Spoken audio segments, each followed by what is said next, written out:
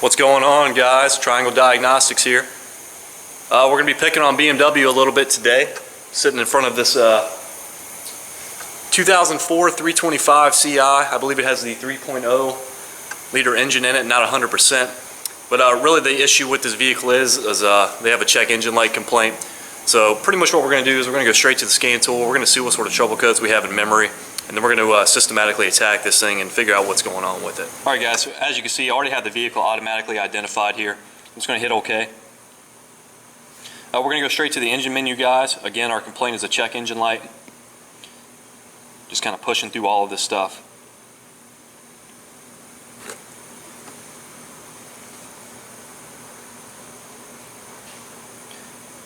One thing I will say, guys, is we wait for this to kind of do its thing.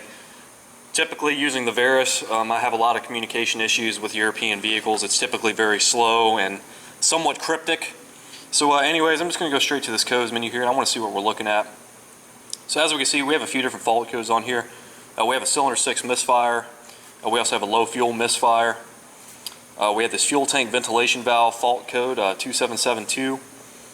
This 299F O2 sensor behind cat bank 1 signal. So I think initially kind of what I want to focus on, guys, I want to focus on this 299F fault code. This what I believe is a downstream oxygen sensor code. So being unfamiliar with the way BMW does this, obviously with this kind of crazy 4-digit code they're using here, really my next step is going to be to get some more information on this fault code. So what I'm going to do is I'm going to print off a little bit of information from online, and we're going to review that information together, and then we're going to take a look at what this code means and how we're going to troubleshoot this thing. Alright guys, so I attempted to find some more information on this trouble code, and unfortunately didn't really give me anything too definite here. Sort of the only thing I could really find on this was that it has some sort of signal implausibility or signal low frequency, something like that pertaining to this bank 1 sensor 2. So I just went to a diagram to see what sort of O2s we're working with. As you can see, these are just kind of run-of-the-mill standard 4-wire oxygen sensors, nothing special. We have a heater circuit, as we can see on the left. We have a signal circuit on the right side here. As far as the signal circuit, this black wire here goes off the page to the engine computer, and that is the signal ground wire for this sensor. This yellow wire also goes off the page back to the engine computer, and that's going to be the sensor signal. And we take a look at this heater portion here. We see this red with white wire comes up, hooks a left, and goes to the splice. That's going to be power feed for this heater unit from a fuse. And then if we look at this other wire, this brown wire, that goes back to the engine computer, and that's going to be the ground side switch control for this heater unit. So as far as first checks go on this, just trying to keep it easy, being a little unfamiliar with these BMWs. Let's just go to the scan tool. Let's get all 4 of these sensors up on the scan tool, do a nice good cold start on the vehicle, and let's compare their operation with one another and see if we can pick out an issue with this bank 1 sensor 2 here using that test. So that's coming up next. Alright guys, so we're just going to find our O2s here. So still in the OE menu, just clicking on data here. I'm betting money that it's probably under this oxygen sensor smooth running values data PID.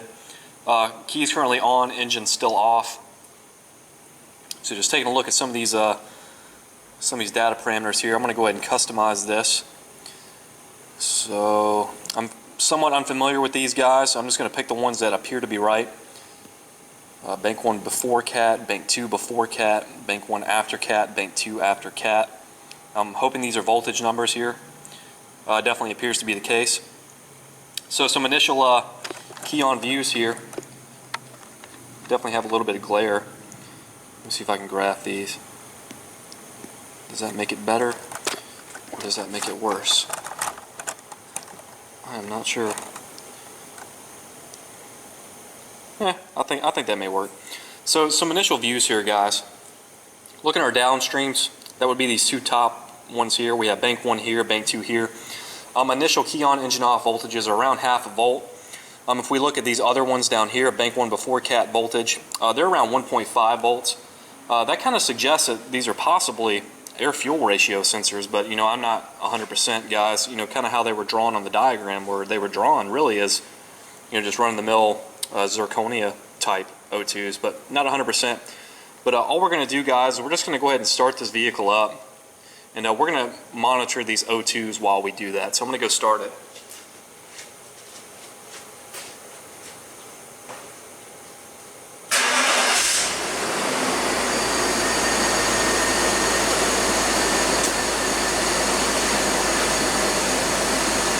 vehicle's running now, guys. We're just going to keep an eye on these oxygen sensor values.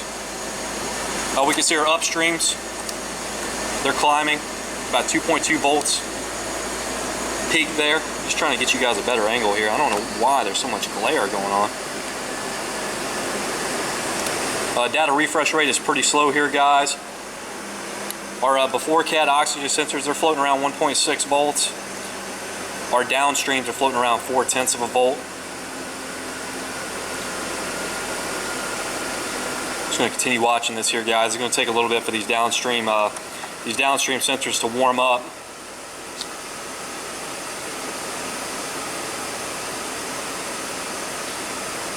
What we may end up doing is needing to hold the engine RPM up a little bit, get these O2s hot, get them switching quickly. Again, right now, these two downstream oxygen sensors, they're both stuck at 0.4 of a volt. And it appears that our upstreams here are kind of fixed around this 1.5, a little bit of up-down fluctuation there. So next step for this, guys, let's get in the vehicle. Let's raise the engine RPM up a little bit while we monitor these oxygen sensor voltage values and see how they react. Alright guys, so we're in the car here now. As we can see, our two upstreams are still stuck at this 0.4 of a volt. I'm just going to raise the engine RPM up a little bit. Shooting for around 2,000 RPM here, guys. Really, I just want to get these downstream cats hot, get them working. See a little bit of up-down fluctuation in our upstreams. I'm going to give this a little snap throttle, just to update those scales. So kind of based off of the way these upstreams are working, guys, to me, it definitely appears that they may be air-fuel sensors, wideband O2s, just sort of based off of their operation. Again, you know, just going off the diagram, they were both sort of drawn as, you know, just standard oxygen sensors, but kind of based off the data I'm seeing, I don't believe that's the case. I could be wrong. You know, again, I'm not super familiar with these European vehicles. So we're starting to get some response here, guys. If we take a look at our bank 2 downstream, we can see that's floating around 0.7 of a volt now. These PID updates, they're very blocky. Again, looking at our bank 1, we still see that it's fixed at half a volt here. Still holding the engine RPM up. Just going to continue watching this.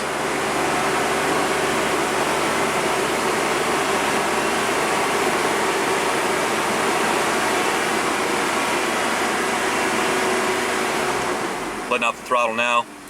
So what we can see, guys, is our bank 2 downstream definitely responded to me getting off the throttle there. Definitely not seeing any response from this bank 1 upstream sensor. So that definitely points to potentially there being an issue with the sensor. Really, it should have been at operating temperature and working by now.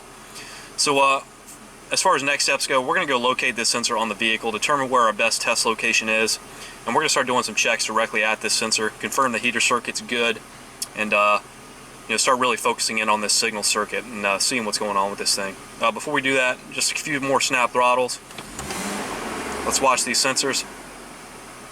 As we can see, bank 2 reacted to that, bank 1 not so much. You see this number drop down to 0.4. That's not much of a change, guys. Remember, it was fixed at 0.5 before. Snap the throttle again. Again, we see that response in both of our upstreams as well as the bank 2 downstream, and really this bank 1 is just fixed around 400 millivolts, 500 millivolts, that range. So let's go to the sensor, guys. Let's do some checks. Let's figure out what's going on with this thing. Alright guys, we're under the hood of this vehicle now, and I've already identified where these oxygen sensor connectors are.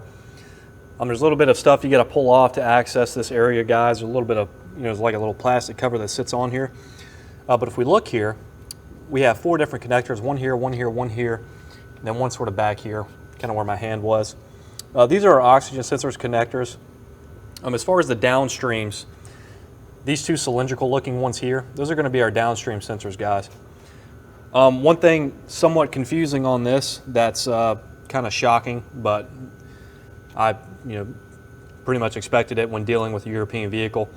If you take a look at these wiring colors on both of these downstream sensors, you can see on this one we have a yellow, we have a red, white, a brown, and a black. If we go to this other one here, we have the exact same wire colors there. If we jet back over to the diagram, and look real closely at these sensors, they all have the same wire colors. So really, to identify which one of these harness connectors is the one that we need to be dealing with, what I'm going to do is I'm going to unplug both of them, and we're going to watch scan data while I do that, and we're going to see if we have any sort of data parameter change in these oxygen sensor voltage values. If not, what we're going to do is I'm going to use a test light. I'm going to pull this signal circuit to ground, and really what I'm doing here, guys, I'm just attempting to identify which one of these sensors is the bank 1 sensor 2 downstream. So that's coming up next. All right, guys, not too sure how well this is going to show up here, but what I've got rolling is scan data on the Verus. And all I'm doing here, guys, I'm just going to go down to these cylindrical connectors here, and I'm going to unplug them one at a time. I'm going to do this one first. I'm just kind of looking to see how these come apart here. It's a very strange connector design for sure. Looks like it has some sort of tabs. There we go. It has these sort of tabs that come off to the side here. So unplugging that, guys, I saw no change on the scan tool. Hopefully you guys can see that. So what I'm going to do here is I just have a test light here, guys, and this is connected to ground. All I'm doing is I'm just going to front probe all 3 of these terminals here. And I'm going to go on what I believe is the harness side. I think this side here is the harness side. Yeah, it would be, because that's the side with the colors. So all I'm going to do, guys, I'm just going to touch all of these. And really, I'm just looking to initiate some sort of scan tool data response here. And there we go. So we can see here, touching this terminal here, it appears to be the yellow wire. That does match our diagram as far as that being the signal circuit. We can see that our bank 1 after cat voltage number came down to 0 volts. So that's confirmed our signal wire. We are on the correct oxygen sensor here, guys, without a doubt. So really at this point, we need to start doing some signal circuit test on this. As far as the sensor ground is concerned, kind of what I want to do, just to quickly verify that, is I think I'm just going to use my test light to battery positive. Again, referring back to our diagram, the black wire on this connector is going to be our sensor ground, so I can see it right here. Hopefully that you guys can see that somewhat well. This black wire here, right beside this yellow wire. So all I'm going to do, guys, I'm just going to touch that. Key is still on. So I'm just going to gently front probe that with my test light. I want to see that light. Again, test light's hooked to battery positive, so when we find the ground, it's going to light. So nothing wrong with the sensor ground, definitely lighting my test light. Going back to the signal circuit, as you can see, test light's still to battery positive. When I hook this into the signal circuit, we can see that the scan tool goes to 5 volts, and really what that does for us is it verifies signal circuit integrity to this is fine. There's nothing wrong with the wiring going back to the engine computer. So just some more views here. Comparing both of these downstreams to one another. Hopefully you guys can see these voltage numbers pretty well there. It appears kind of in a normal state. Remember, our bank 2 is the one that's reacting. These are both floating around 0.5 volt, guys. Again, all I'm going to do, I've got my test light going to battery positive. I'm just going to front probe the signal wire again. And we can see this bank 1 signal circuit voltage went up to 5 volts. So really what that does, it verifies wiring integrity to the engine computer is good. No big deal there. So we're not worried about opens. We already checked the sensor ground. So really just 2 other things we truly need to be worried about here, and that's really just the heater circuit, guys. So we know that this O2 heater is ground side switched based off of the fact that these O2s have a power feed all of the time. So what I'm going to do here first is I'm going to check for a power feed to this heater. And remembering our diagram, that's going to be this red with white wire here. So I'm just going to gently front probe this. As we can see, our test light light's there. Not the best test. This test light doesn't have a whole lot of current carrying capability. But again, we're not super worried about the heater circuit simply based off of the fact that, even holding the engine RPM up and, heating this sensor up ourselves, we still weren't able to get a good scan data response from that. This O2 was still fixed at, this 0.4, 0.5 volt range. So the last thing we need to check before condemning this sensor, guys, we need to check for heater control from the engine computer. Remembering this is ground side switched, I'm just going to take my test light and I'm putting it on battery positive here. Referring back to our diagram, I can see that our control wire for this O2 heater is going to be this brown wire here. So I'm just going to front probe this, or back probe this, excuse me, with my test light. And what I'm going to do, guys, I'm just going to start the vehicle up. And we're going to see if my test light flickers in response to the engine computer, duty cycling this oxygen sensor. So I'm going to start this thing up now.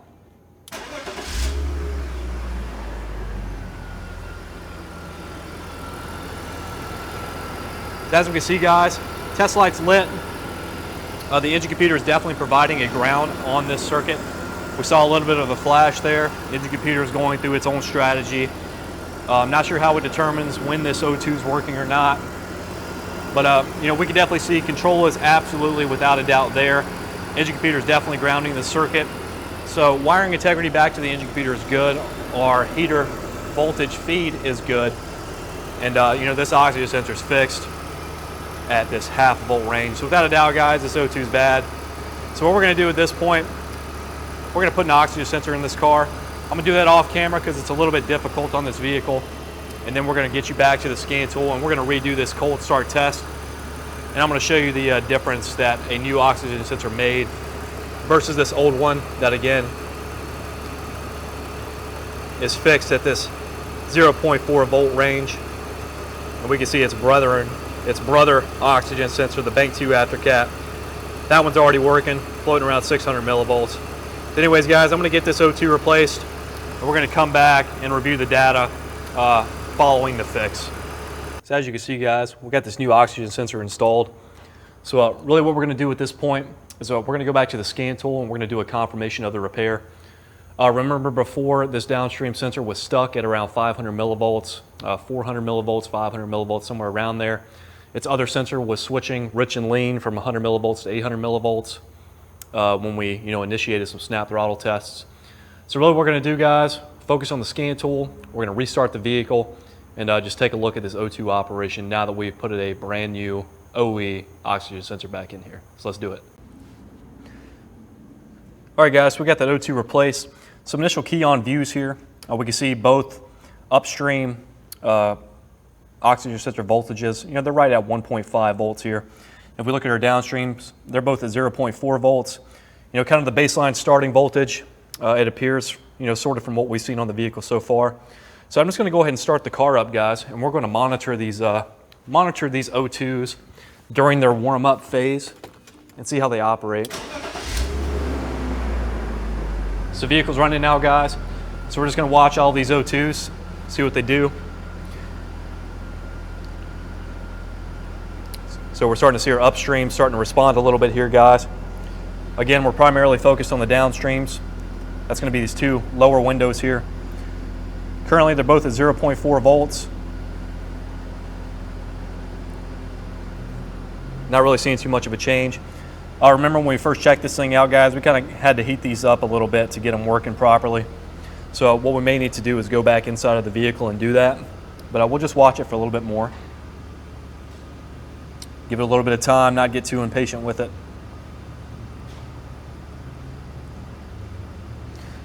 So as we can see, guys, our upstreams, there's definitely activity there. Our downstreams still aren't working, so what we're going to need to do is go back in the car, give this thing some throttle, get these O2s hot, get them operating, and we'll reevaluate these downstreams at that point. All right, guys, so we're back in the vehicle now, and as you can see on my way over here, we started to get some activity on these downstream sensors. You can see this Bank 1, Sensor 2, we currently see that one switching rich and lean now, so this is definitely a fix here, guys. I'm just going to give this thing some gas now, just get these heated up a little bit more. Give it a little snap, get these scales updated.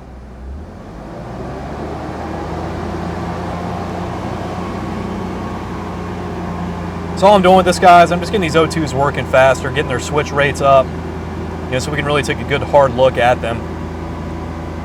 But clearly this vehicle's already fixed. We definitely have activity here on this Bank 1 Sensor 2 that we definitely didn't have before. We can see it's reacting much in the same way as its brother O2 over here on Bank 2, right there.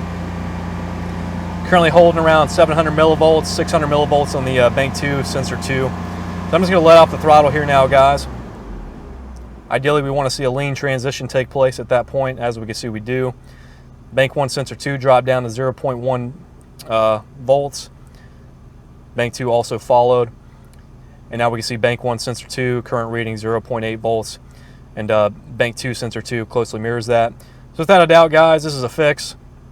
Again, from the start, this bank 1 sensor 1 was fixed at 400 to 500 millivolts. No activity there whatsoever, even after manually heating this thing up with exhaust gas. And that's pretty much it on this one, guys. Sort of a kooky design, a little bit interesting. Kind of stinks how they do the wiring colors all the same, but it's whatever. We put up with it, we dealt with it, and we got it figured out. Let's wrap it up. So that's it for this one, guys. 2004 BMW 325CI with the 2.5 liter engine. We were chasing a, man, what was that fault code? Man, I don't even remember. 299F, I believe. Bank 1 sensor 2 O2 sensor signal implausible. It's pretty tough to find info on these Beamers, guys. If you don't have the right information system, it's very difficult to sort of interpret what's truly going on with these things. But we were able to use some sort of fundamental knowledge of oxygen sensors to really kind of pursue this issue and really determine what was going on with it. So not too bad, guys. As we kind of said before, a little bit of a kooky design. Definitely be careful about the wiring colors that are the same on these. Definitely take the steps necessary to make sure that you are on the correct sensor. Don't end up replacing the wrong sensor, because that's obviously not going to fix the car. But that was it for this one, guys. Some real easy oxygen sensor diagnosis. Any questions, leave them down in the comments. And thanks so much for watching. Catch you next time.